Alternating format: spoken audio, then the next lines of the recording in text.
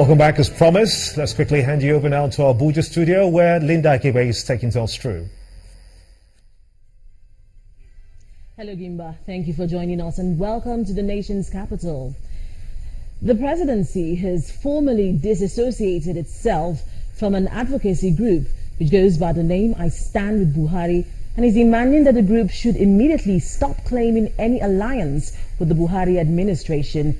In a statement by presidential spokesman Garba Shehu, the presidency also demands that the persons behind the controversial hashtag I Stand with Buhari group should stop using President Muhammadu Buhari's name and that of his wife, Mrs. Aisha Buhari, to promote themselves and their activities.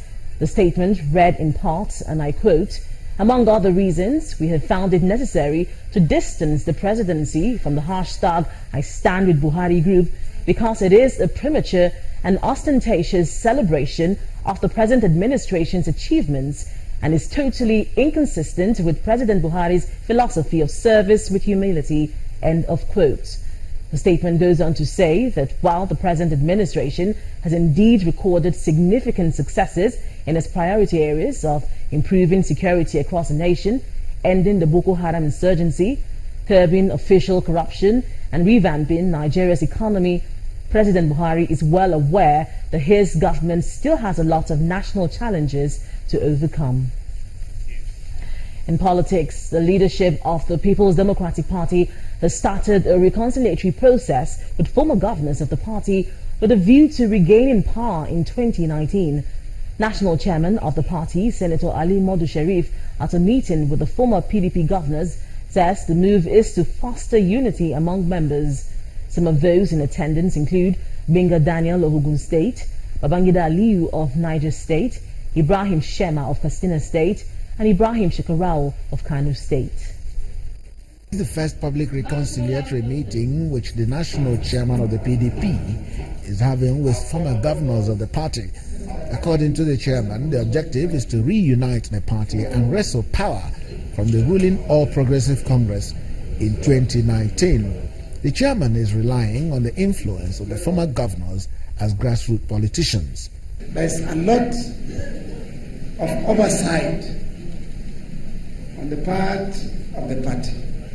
If we have to build the PDP to the level of 1999, when the party formed government in Nigeria, all the stakeholders of the party must be involved in affairs of the party. Some of the former governors present at the meeting believe that the PDP failed to recognize their influence at the grassroots, hence it lost power in 2015. Our party have been in power, but we lost power due to various reasons. Chiefly amongst the fact that at some point in time, the greatest assets of the party were perceived to be the liabilities. And sometimes I wonder when I go into meetings at high level and I keep hearing that the governors must be checkmated. The governors are becoming too powerful. And while this lasted, we lost a few governors to the opposition. Those people that we were saying were too powerful, we needed to checkmate them.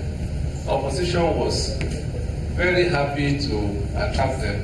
It is a very major sector of the stakeholders category of the party to involve the governors or past governors and past deputy governors who up to today have some level of influence back home in their respective states.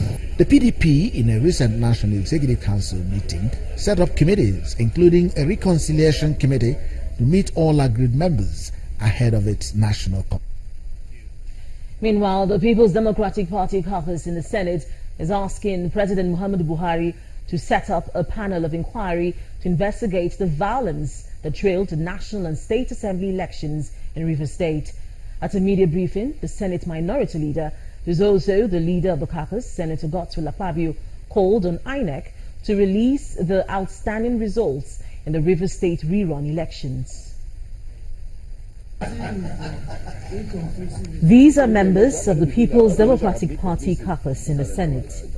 They are addressing journalists on some of the developments in the nation's politics. One of the key issues on the mind of these lawmakers is the suspended Rivers State rerun election for the National and State Assembly.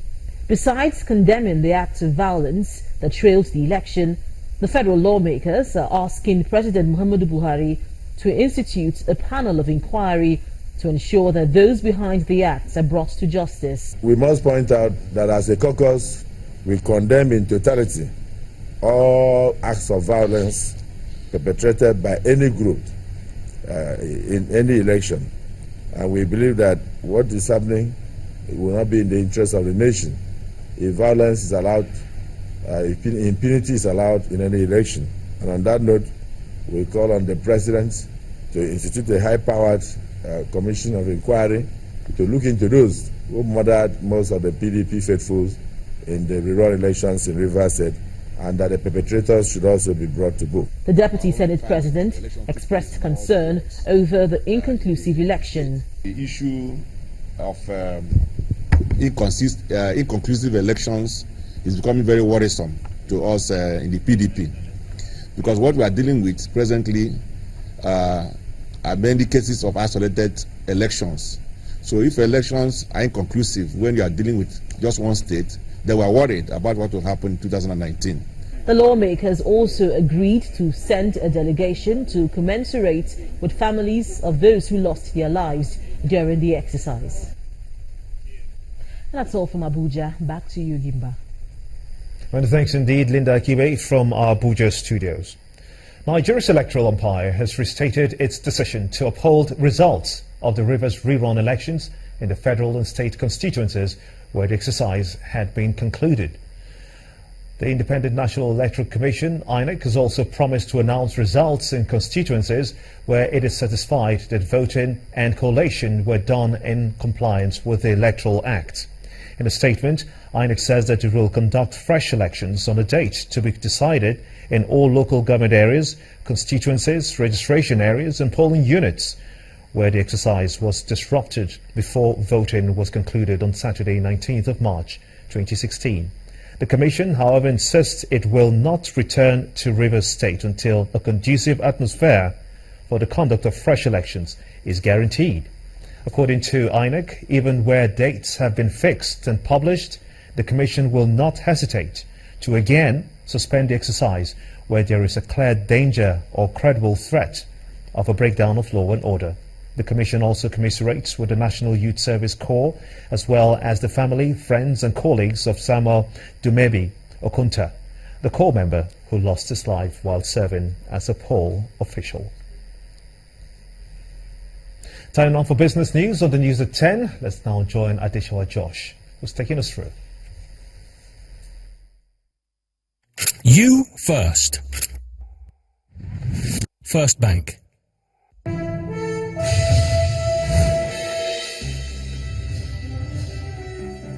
Thanks a lot, Gimba. Good evening, everyone. Welcome to Business News.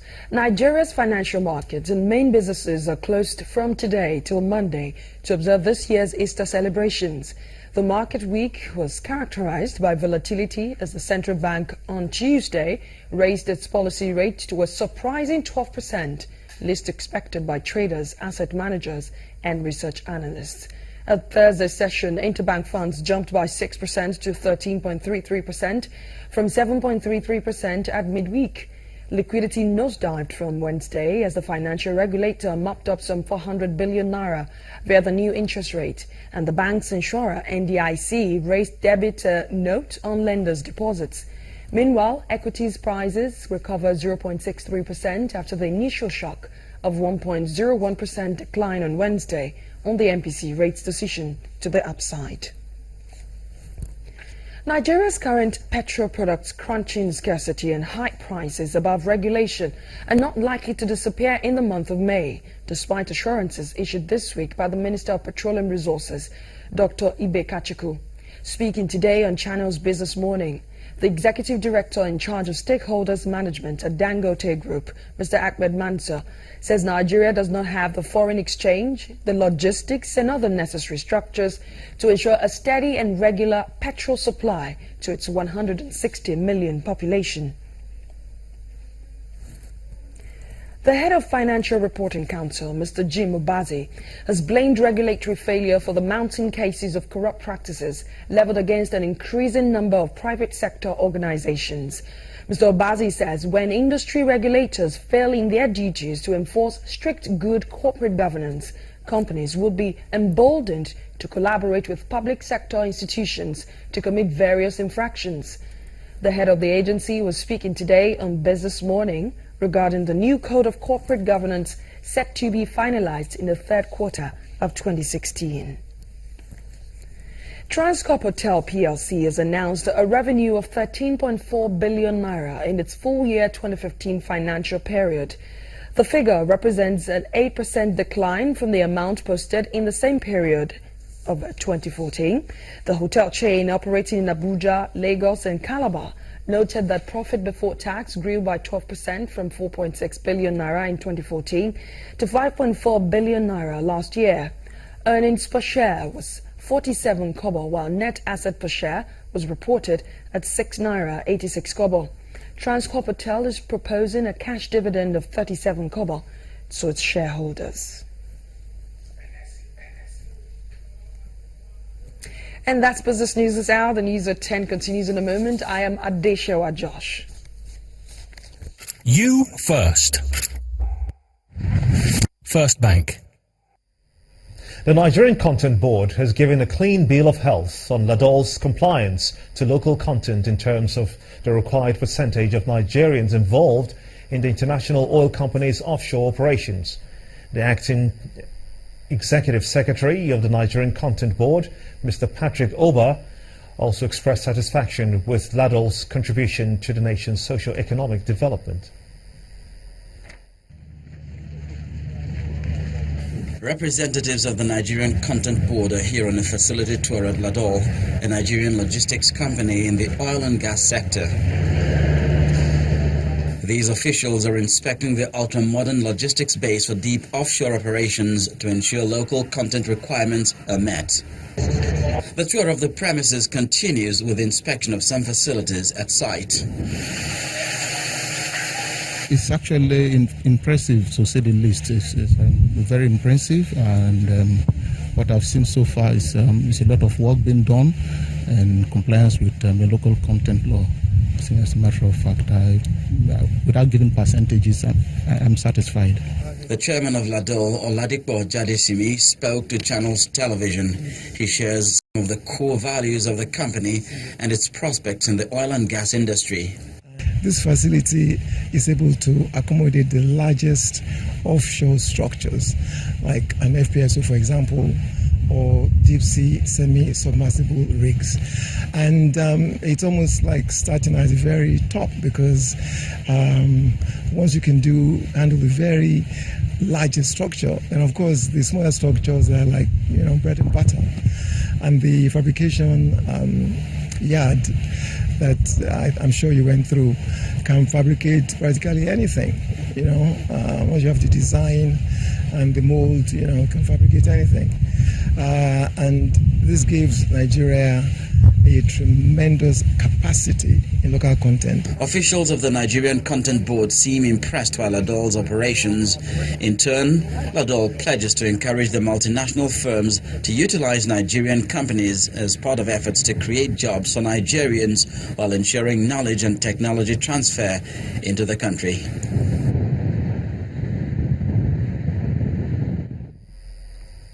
And still ahead on the news at 10, difficult path to the qualifier for the 2017 Africa Nations Cup as Super Eagles' encounter with the Pharaohs of Egypt ends in a draw.